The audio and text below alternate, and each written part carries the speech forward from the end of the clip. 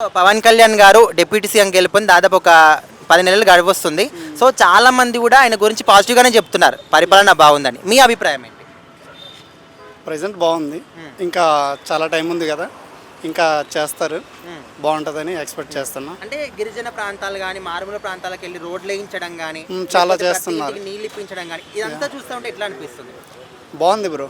తక్కువ టైంలోనే ఇంత డెవలప్ చేస్తున్నారంటే ఇంకా 4 years ఉంది, చాలా బాగా చేస్తారు. ఎందుకంటే పరిపాలనలో లేనప్పుడే ఎన్నో చేశారు, అట్ ద సేమ్ టైం ఇంకా ఉండేటప్పుడు చాలా చేస్తారు. ఇప్పుడు సినిమా రంగం నుంచి రాజకీయంలోకి వచ్చి ఈ విధంగా మంచి స్థానానికి వెళ్ళారంటే సీనియర్ ఎన్టీఆర్ తర్వాత ఈయననే.